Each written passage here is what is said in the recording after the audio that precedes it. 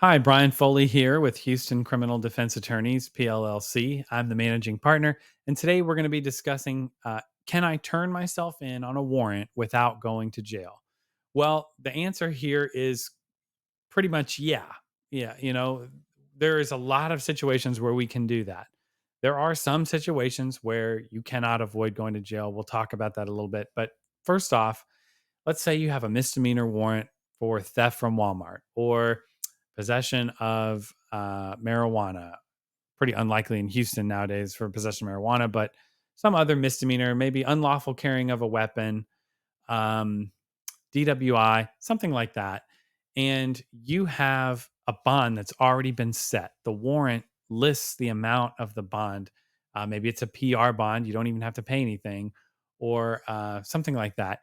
You can go with a bail bondsman to the jail. They can pay for the bond. You can pay the bail bondsman and they'll put the bond up.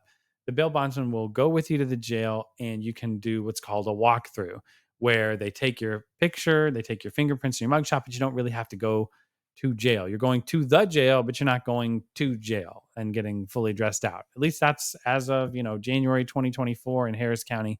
That's what's going on. The problem comes when you have no bond that is set on your case. So this happens a lot in misdemeanor family violence cases. If you've assaulted someone and that person is a member of your family, your spouse, somebody you're dating, or maybe just a roommate, let's say your college roommates, that would be an assault family member case. And a lot of times on your warrant, the district attorney's office will they will call that a like to be warrant, meaning it is to be assessed later. And it'll say on the documents that it's going to be set at magistration. Magistration is the process after you get arrested, taken to the jail, dressed out, you go in front of a judge. We don't want it. We don't want you to have to do that. So what we want to do is a walkthrough. That can happen on felony cases. It can happen on misdemeanor cases. But we're going to get into a little bit about what that is. So I turn myself in on a warrant without having to go to jail? Yes, if you can do a walkthrough. So how do you do a walkthrough? Well, the first thing you'll want to do is contact an attorney and then arrange a time to appear in court with that attorney.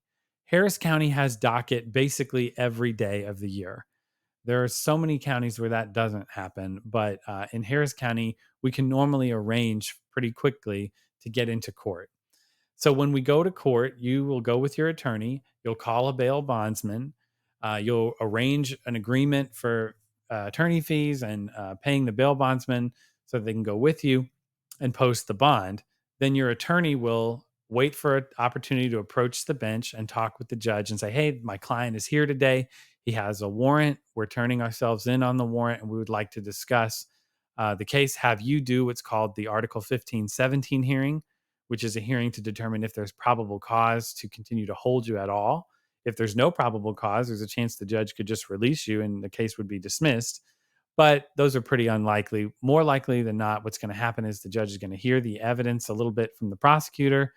They will make a determination that there's probable cause to hold you in jail. And instead of doing that, they will set a bond.